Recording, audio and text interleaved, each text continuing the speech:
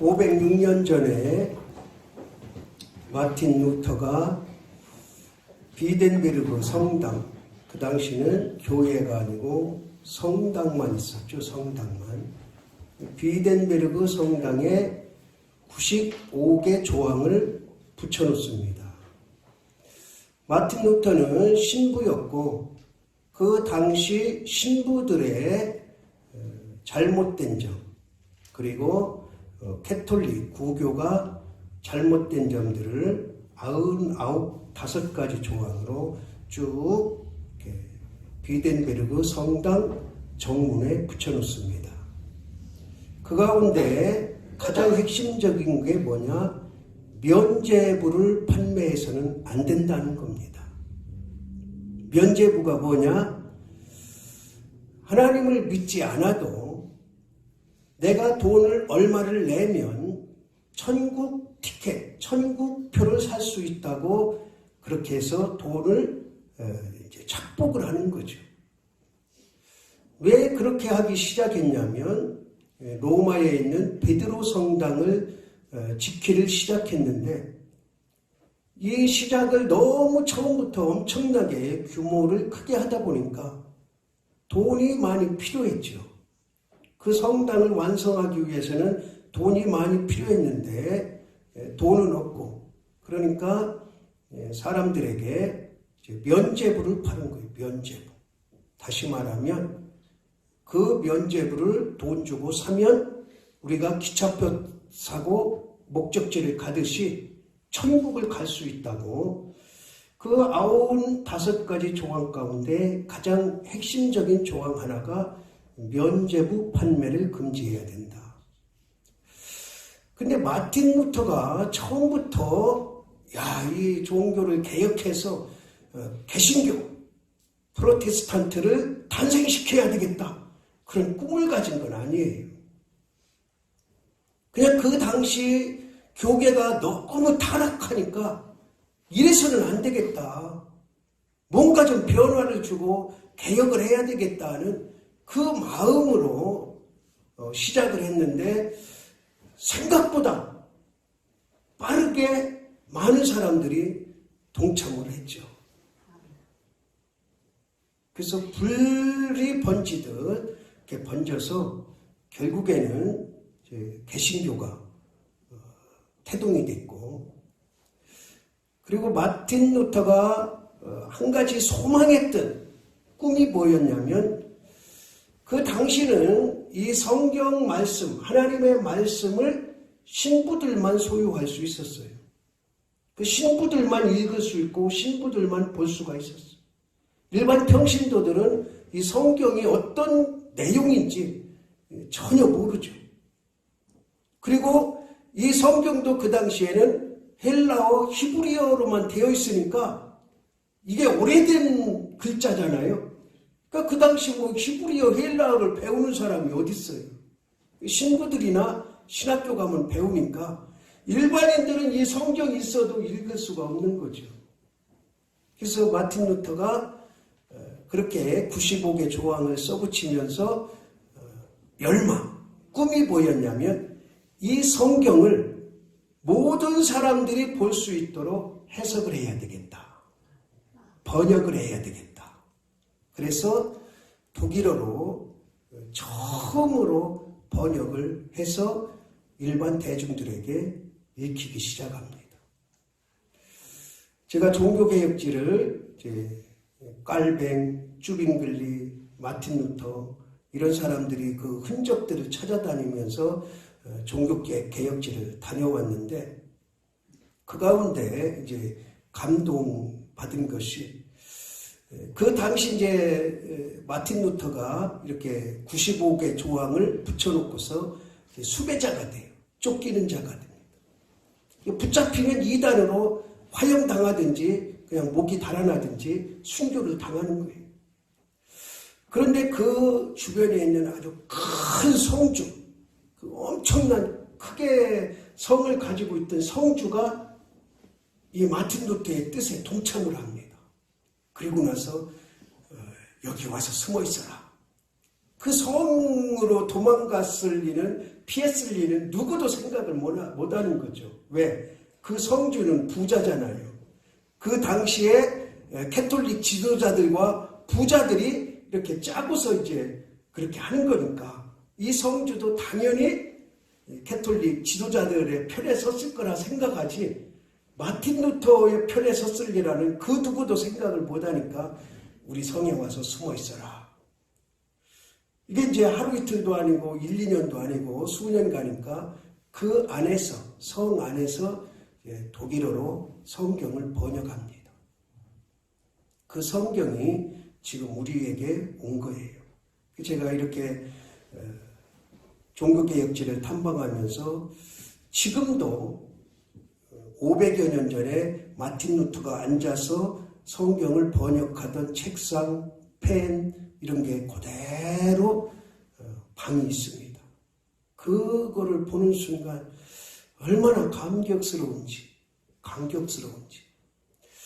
그런데 이렇게 해서 이제 그 타락했던 천주교, 캐톨릭이 이제 개혁이 돼서 개신교, 지금 우리가 믿는 개신교가 탄생이 됐잖아요.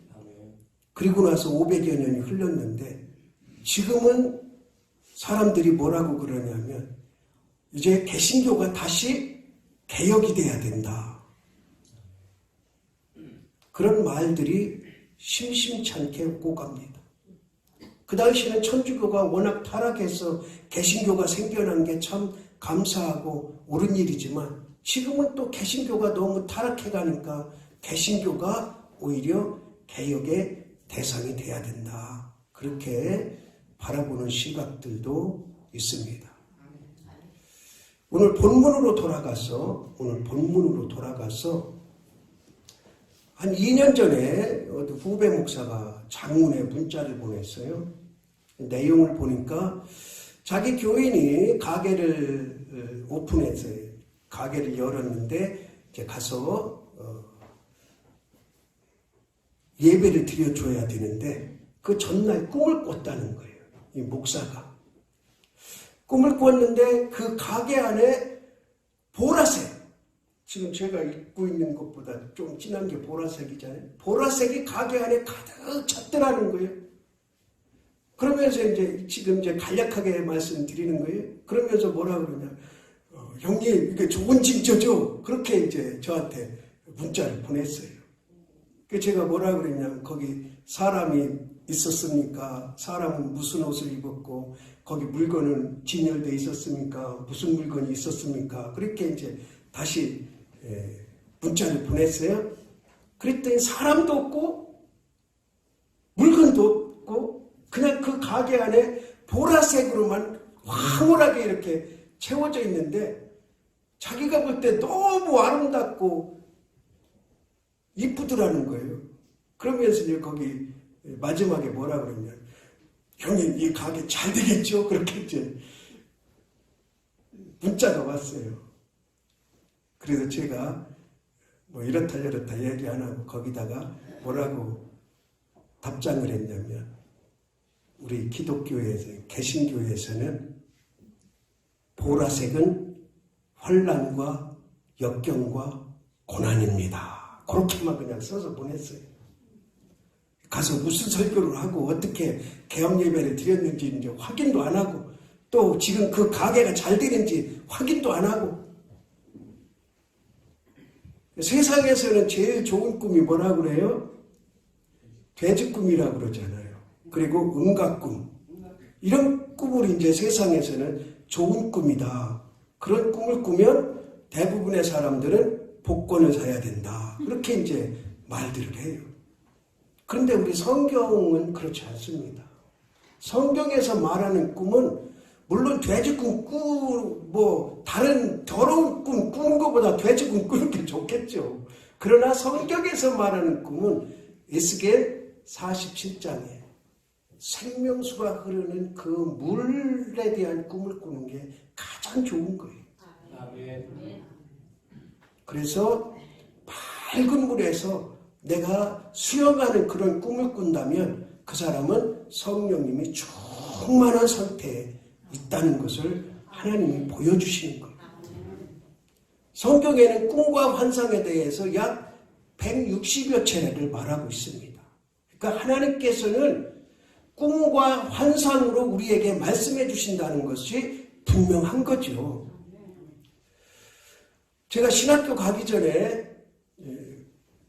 꿈을 가끔 잘 꿨어요. 그래서 이제 꿈을 꾸면 이제 어머니한테 저는 질문을, 그때는 뭐 꿈에 대한 그런 상식 지식이 전혀 없으니까 어머니한테 이제 나 이런 꿈 꿨습니다. 그러면 어머니가 해석해주고 그랬는데, 하루는 큰 교회에서 성도들이 가득 찬 곳에 제가 설교하는 꿈을 꿨어요.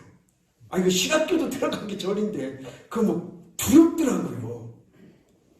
그래서 신학교 간다고 마음은 먹고 준비는 하고 있는데, 큰 교회에서 많은 사람들이 있는 데서 설교하는 그런 꿈을 꾸고서 이제 어머니한테 말씀드렸어요.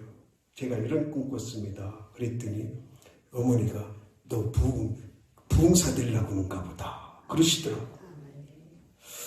제가 이제 신학교 들어가서 두 가지 꿈을, 이거는 꿈꾼 게 아니고 비전을 가졌어요. 소망을 가졌어요. 그게 뭐냐? 나중에 부흥사 됐으면 좋겠다.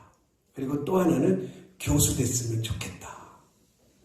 하나님이 이루어 주셨을까요? 안 이루어 주셨을까요? 무슨 박사학위도 없는데 교수가 됩니까? 그런데 대학교 정식 교수는 아닐지라도 충남 성서신학원 2년 반 동안 교수하도록, 그래서 충남 성서학원 신학원 2년 반 동안 교수를 경험을 했습니다. 부흥사도 3년 동안 경험을 했고, 하나님이 꿈을 다 이루어 주신 거죠. 오늘 말씀을 보니까 이제 이 상황은 다 알잖아요. 형들한테 버림을 받아서 팔려가지고 감옥에도 가고, 그러다가 결국에는 애국, 그 당시 최고 큰 나라의 총리가 돼요. 총리. 그러니까 팔려가면서부터 총리가 된 기간이 얼마냐? 약 13년이라는 기간이 흐른 거예요. 13년 동안. 종으로 팔려가서 총리가 되기까지 그렇게 많은 시간이 걸리지 않았어요. 13년 동안. 그리고 나서 풍년, 7년 풍년을 잘 준비해서 아주 극한 흉년이 왔을 때 이제 각국에서 양식을 사러 오죠. 그러니까 그 세월이 또한 8, 9년, 길게는 10년이 흘렀잖아요. 그리고 요셉이 17살에 팔려갈 때 바로 직전에 꿈꾼 게 아니에요. 훨씬 전에 3년이 됐을지 5년이 됐을지 모르는 더 훨씬 전에 꾼 꿈이에요. 무슨 꿈을 꿨죠? 11곡식단이 자기에게 절하는 것. 11별과 해와 달이 자기에게 절하는 것. 그런데 형들은 그 꿈 때문에 시기했는데 야곱은 그 꿈을 어떻게 했더라? 마음에 두었더라. 마음에 두었더라. 여러분, 하나님께서 여러분에게 꿈으로 말씀하시는 거 마음에 두길 바랍니다. 그게 이루어지는 거예요. 그게 이루어지는 거예요. 제가 신학교도 들어가기 전에 그 큰 교회에서 설교하고 부흥사 될 줄을 누가 알았겠으며, 박사학위도 없는데 교수 소리를 듣게 할 줄 누가 알았겠냐고요. 제가 하늘산 기도원하고 오살리 금식기도원을 많이 다녔잖아요. 가서 항상 하늘산 기도원은 신학교 가기 전에 다닌 기도원이고, 신학교 다니면서는 오살리 금식기도원을 다녔는데, 기도원 갈 때마다 항상 제 마음속에 내가 저기서 섰으면 저 강단에 섰으면, 저 강단에 섰으면, 항상 생각을 아니고 갈 때마다 나도 언젠가 저 강단에 섰으면, 그런 마음을 가졌는데 하나님께서 두 기도원에 다 저를 세워주셨어요. 지금도 제가 설라면 얼마든지 서는데 저는 이제 안 쓰려고 해요. 설 상황이 되면 서겠지만 이제 가급적 안 쓰려고 그래요. 그러니까 이 마음의 꿈이 잊어버리지 않고 당겨져 있으면 그것이 이루어진다는 거예요. 요셉이 꾼 꿈이 얼마 만에? 적어도 25년에서 30년 만에 이루어지는 거잖아요. 그 많은 각국에서 양식을 살아오는 가운데 자기 형들 10명이 온 거예요. 느닷없이 갑자기 연락도 없이 뭐 연락할 수도 없지. 그런데 얼마나 신분이 격산이 됐으면 그 10명 중에 형 10명 중에 한 명도 요셉을 알아보지 못했을까? 따라합시다. 하나님이 눈을 가리셨다. 한번 생각해 보세요. 17살이면 이 윤곽이 그대로 아주 어렸을 때 헤어졌다면 못 알아보는 게 당연하지만 17살에 헤어져서 한 20년, 25년 됐는데 10명이 그것도 한두 명이 못 알아본다는 거는 이해가 되죠. 10명이 못 알아본다는 건 누가 역사하신 거다? 하나님이 눈을 가리신 거죠. 그때 요셉이 이렇게 생각합니다. 9절에 보니까 그들에 대하여, 그들이 누구예요? 형들이잖아요. 형들에 대하여 꾼 꿈을 생각하고, 꾼 꿈을 생각하고. 이 말씀을 통해서 보면 요셉이 팔려가서 종살이 할 때도 내가 12살 때, 13살 때 꿈을 꿨는데 이게 이루어지는가? 이 감옥에서 이게 어떻게 이루어지는가? 별 생각을 다 했을 거란 말이죠. 때로는 이루어질 거라는 확신 가운데, 소망 가운데, 기쁨으로 살다가 어떤 때는 낙심 가운데 코가 석자나 빠져서 이게 감옥 속에서 어떻게 이루어져? 그렇게도 하다가 얼마나 많은 그런 과정들이 있었겠냐 하는 것을 우리는 생각할 수가 있죠. 그리고 거처가 옮겨지는 곳마다 또 다른 사람 만날 때마다 내가 꾼 꿈은 도대체 어떻게 되는가? 궁금증도 있었을 것이고 또 이 꿈은 반드시 이루어질 것이라는 확신도 있었을 것이고 그런 게 교차됐을 거 아닙니까? 왜? 요셉도 사람인지라. 그런데 오늘 형들이 얼굴을 딱 보고 나서 맞아. 내가 그때 꿈꿨지. 11별이 나한테 절하는 꿈꿨지. 11곡식단이 나한테 절하는 꿈꿨지. 형들이 나한테 절할 거야. 내가 그렇게 꿈 얘기를 했는데 오늘 그게 이루어진단 말이에요. 그래서 여기서 내가 꾼 꿈을 생각하고라는 것은 몇 가지 뜻이 있는데 첫 번째는 따라합시다. 이루어졌다. 내가 꾼 꿈이 이루어졌다는 거. 할렐루야. 그 다음에 두 번째는 뭐냐? 계속 앞으로도 이루어져 갈 것이다. 아직 완성이 아니잖아요. 아직 완성. 왜? 해와 달이 절을 안 했잖아요. 11곡식단 중에도 10곡식단만 절했잖아요. 그러니까 아직 미완성. 그런데 분명 이루어졌어요. 그런데 앞으로도 이루어질 것이다. 그러면 이런 과정들이 어떻게 돼서 그렇게 됐을까? 여기에 말씀은 없지만 우리가 37장부터 쭉 요셉의 사건을 통해서 살펴볼 수 있는 게 몇 가지가 있어요. 하나는 나에게 주신 꿈은 지금 요셉이 생각하는 거예요. 요셉 입장에서 볼 때 나에게 주신 꿈은 따라합시다. 하나님의 말씀이다. 그러니까 꿈을 허투루 생각하지 않았다는 거죠. 이 꿈은 하나님의 말씀이구나. 그 당시에는 이렇게 기록된 말씀이 없으니까 하나님이 지금 나에게 말씀하셨구나. 그런 확신이 있었다는 거죠.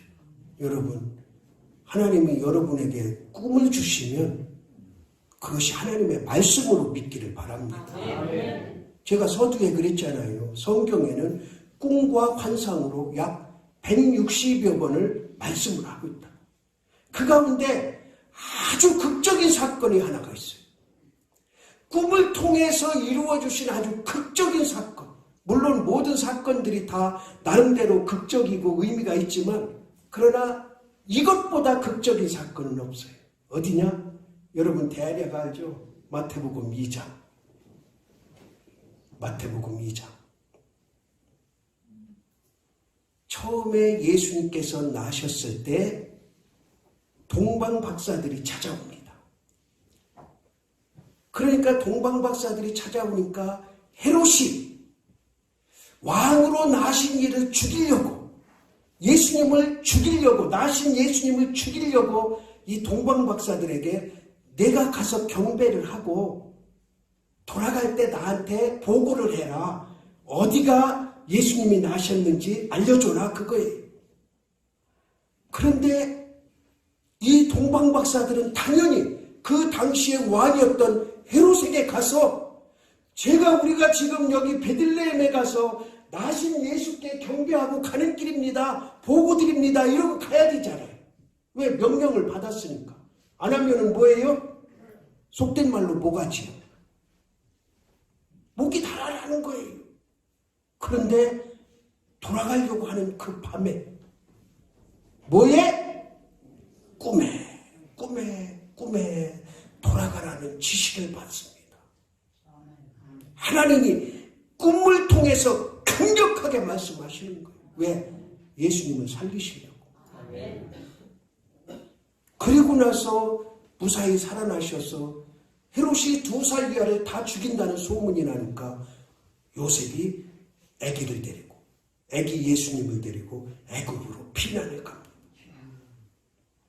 피난에 가 있는 중에 왕이 바뀌어요. 헤롯에서 아켈라오로 바뀝니다. 왕이 바뀌니까 이제는 2살 이하 죽이는 게 끝난 거예요. 그런데 그 밤에 요셉에게 하나님이 다시 꿈으로 나타나셔서 나사렛으로 가라. 왜 나신 베들레헴으로 가라고 하지 않고 나사렛으로 가라 그랬을까? 베들레헴은 원래 고향이긴 하지만 지금 예수님이 나시기 전에 요셉이 살던 곳이 어디예요? 나사렛이에요. 그러니까 나사렛으로 구체적인 지명까지 지시하시면서 꿈에 나타나셔서 말씀하셨어요. 그 예수님이 살아나셔서 헤롯의 손에 죽지 않고 살아나셔서 십자가의 죽으심으로 저와 여러분을 구원한 줄 믿기 바랍니다. 꿈과 환상은 하나님의 말씀이에요. 그 다음에 이 요셉이 생각했던 꿈은 뭐냐? 하나님의 강력한 뜻이라는 거예요. 여러분, 하나님의 말씀임은 믿는데 이것이 나에게 향하신 뜻인지는 별로 생각 안 할 때가 많잖아요. 야, 이 말씀 참 좋다. 근데 이 말씀이 나를 향하신 뜻인가? 내가 이 말씀대로 살아야 되고 내가 이 말씀을 실천해야 되고 이 말씀은 나에게 주신 말씀인가? 하나님의 뜻임을 분별하지 못할 때가 많아요. 그러나 하나님께서 꿈으로 여러분에게 말씀하신다면 이것은 100% 하나님의 뜻임을 믿으시기 바랍니다. 그러니까 즉시 실천해야 돼요. 꿈으로 여러분에게 말씀하셔서 이것이 하나님의 말씀이고 이것이 하나님의 뜻이다 그러면 즉시 실천을 해야 돼요. 그런데 우리는 때로 꿈으로 말씀을 주셔도 이게 하나님의 말씀인지 이게 하나님의 뜻인지 의심하고 또 깨닫지 못할 때가 많잖아요. 그 다음에 요셉의 입장에서 이 꿈은 하나님의 인도하셨음을 확실히 믿은 거예요. 그러니까 하나님께서는 꿈으로 인도하셨다. 이 요셉의 일생을 보면 계속 꿈이 중간중간에 사라지지 않잖아요. 감옥에서 술 맡은 관원, 떡 굽는 관원장들이 꾼 꿈, 또 바로가 꾼 꿈, 이런 꿈들을 통해서 요셉이 계속 이건 하나님의 말씀입니다. 이건 하나님의 뜻입니다. 이 해석은 누구에게 있습니다? 하나님에게 있습니다. 그 모든 인도하심, 지금까지의 인도하심이 누구의 뜻이다? 하나님이 하셨다는 것을 고백하는 거예요. 야, 형들이 여기 와서 나한테 절을 하면서 곡식을 살아온 거 누가 인도하신 거예요? 하나님이 인도하신 거예요. 그 눈을 가리시고 요셉인지 알아보지 못하게 하시고 하나님이 인도해 주신 거죠. 저와 여러분이 그런 고백을 했으면 좋겠습니다. 지금 상황이 어떠하든지 간에 지금까지 여기 있게 하신 것 하나님이 인도하셨음을 고백하는 은혜가 있기를 바랍니다. 그리고 여기 그 꿈에 대하여 생각한다는 말 속에는 한 가지 아까도 말씀드렸지만 앞으로도 하나님은 계속 나를 인도하실 것이라는 확신과 기대가 있는 거예요. 요셉은 총리가 됐잖아요. 그러면은 이 총리를 인간이 가지고 있을 수 있는 최고의 명예와 권력을 주시기 위해서 총리를 주신 건가요? 아니잖아요. 나중에 말씀을 계속 이어가다 보면 이스라엘 백성들, 하나님이 선택한 백성들을 구원하시기 위함이잖아요. 결론은 여기에 있는 거예요. 하나님께서 저와 여러분을 그런 모진 고통과 고난과 역경과 환난 가운데서 여기까지 인도하셨음을 믿으시기 바랍니다. 그리고 앞으로도 계속 하나님은 인도해 가실 것을 믿으시기 바랍니다. 어디 갈 때까지? 네, 천국 갈 때까지. 이 이스라엘 백성들이 다 구원받을 때까지, 우리가 다 하나님 나라에 입성할 때까지 하나님은 계속해서 저와 여러분에게 때로는 꿈으로, 때로는 환상으로, 때로는 말씀으로, 때로는 느낌으로 인도하실 줄로 믿습니다. 그것이 우리에게 주신 하나님의 강력한 은혜의 은혜. 오늘부터 꿈 잘 꾸시기 바랍니다. 나쁜 꿈은 그냥 내버리고 좋은 꿈이 있으면 꿈이 뭔지 이게 꿈을 꿨는데 무슨 꿈인지 모르겠다 그럼 저한테 전화하세요. 저는 나쁜 꿈은 얘기 안 해줄 겁니다. 좋은 꿈만 얘기해 줄 겁니다.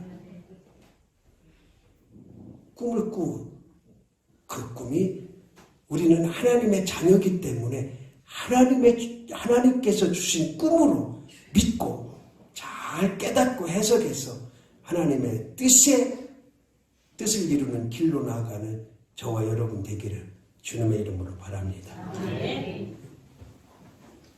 하나님 아버지, 요셉은 자기가 꾼 꿈을 생각하며 하나님 앞에 믿음의 고백을 합니다. 우리가 꾼 꿈은 무엇이었으며 지금 꾸고 있는 꿈은 무엇입니까? 하나님의 영광을 위해서 나에게 주신 하나님의 뜻을 이루어가기에 부족함이 없도록 지혜도 능력도 베풀어 주옵소서. 예수 그리스도의 이름으로 기도드리옵나이다. 아멘. 이제는 예수 그리스도의 은혜와 하나님의 극진하신 사랑하심과 성령님의 교통하심과 위로하심이 나에게 주신 꿈을 그대로 이루어질 것을 기대하며 살아가기를 다짐하는 모든 권속들과 그 가정들 위에, 그리고 이 나라 이 민족과 교회 위에 영원토록 함께 하시기를 축원하옵나이다. 아멘.